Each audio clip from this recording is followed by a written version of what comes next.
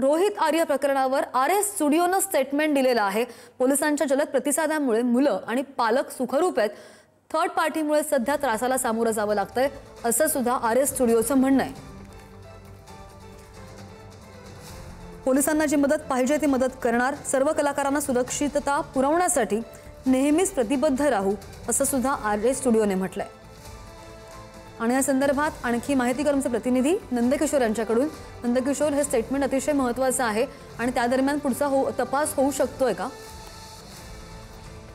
नक्कीच जर पाहायला गेलं तर आरएस स्टुडिओकडून आता जे ऑफिशियल स्टेटमेंट आहे ते सध्या समोर आलेलं आपल्याला पाहायला मिळते। त्यांच्या म्हणण्याप्रमाणे थर्ड पार्टीला आपण हा स्टुडिओ दिलेला होता आणि त्या दरम्यान नाहक त्रासाला आपल्याला सामोरं जावं लागत आहे अशा पद्धतीचा जो उल्लेख आहे तो आरएस स्टुडिओने केलेला आपल्याला पाहायला मिळते।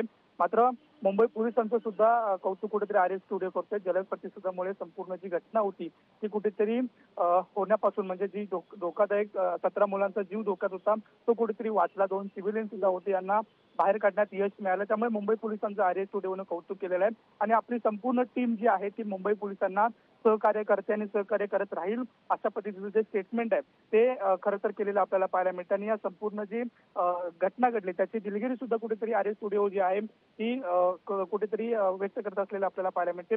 संपूर्ण कलाकारांना सुरक्षित ठिकाण मिळावं यासाठी आरएस स्टुडिओ नेहमी कटिबद्ध राहील अशा पद्धतीचं सुद्धा स्टेटमेंट जे आहे ते आरएस स्टुडिओकडून करण्यात आलेलं आपल्याला पाहायला मिळतं। त्यानंतर जर पाहायला गेलं तर काल संपूर्ण घटनेनंतर आरएस स्टुडिओ नेमका कुणाचा होता, त्यांची भूमिका काय होती, हे संपूर्ण प्रश्न अनुत्तरित होते। मात्र थर्ड पार्टीकडून हा जो आरएस स्टुडिओ आहे तो घेण्यात आलेला होता, भाडेतत्वावरती घेण्यात आलेला होता आणि त्यानंतर हा संपूर्ण जो प्रकार आहे तो घडलेला आहे आणि तो घडलेला प्रकार जो आहे त्यामुळे आपल्याला नाहक त्रासाला सामोरं जावं लागत असल्याचे सुद्धा जी भावना आहे ती आरएस स्टुडिओने व्यक्त केलेली आपल्याला पाहायला मिळते।